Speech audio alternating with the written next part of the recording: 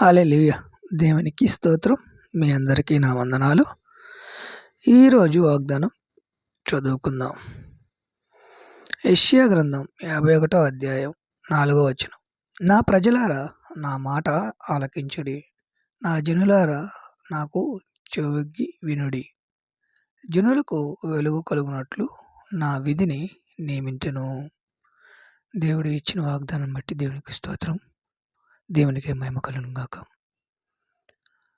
ఆయన మనతో మాట్లాడుతున్న మాటలు, నా ప్రజలారా నా మాట ఆలకించుడి.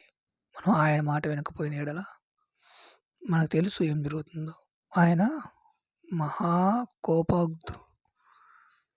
అందుకే ఆయన మాట విని ఉండాలి. ఆయన మాటకి చెవియొగ్గి ఉండాలి. ఈ వాగ్దానం ఎవరి గురించి అయితే మాట్లాడుతుందో నాకు తెలియదు, కానీ ఆయన మాట వినని వారి గురించి మాట్లాడుతున్న దేవుడు. ఆయన చెవియొగ్గితే తను సమస్తము నీ ఎడల చేయాల్సిన కార్యములన్నీ జరిగిస్తాడు.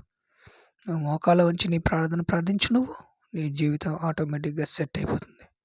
నువ్వు ఆయన వెతికి ఆయన సరిగ్గా చక్కగా నిలబడి చూస్తే ఆయన మనకి దొరుకుతాడు. ఆయన మన పక్షముగా నిలబడగా నీకు విరోధి ఎవడూ లేడు. ఆయన మన పక్షముగా ఉండగా మనకి ఇలాంటివి ఏమి జరగవు. దేవుడు మనతో మాట్లాడుతున్న మాటలు. చిన్న ప్రార్థన చేసుకుందాం. మహోన్నతుడా, మహాగణుడా, నిత్య నివాసి, నీ కొందరములు స్తోత్రములు. అయా నాయన తండ్రి, కోడి తన పిల్లలను ఎలా రక్షిస్తుందో అలా మమ్మల్ని నాయన తండ్రి రక్షిస్తున్న దేవునికి వందనములు, స్తోత్రములు, స్తోత్రములు ప్రభు.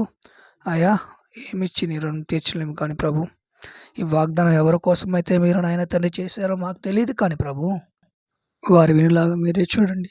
మాకైతే తెలియదు కదా ప్రభు. దేవా, ఒక్కసారి జ్ఞాపకం చేసుకోండి. సమస్తము మహిమ ఘనత ప్రభావం నీకే చెల్లునుగా. కానీ ఈ చిన్న కొద్ది ప్రార్థన అడిగి వేడుకుంటున్నాం తండ్రి. ఆమెన్.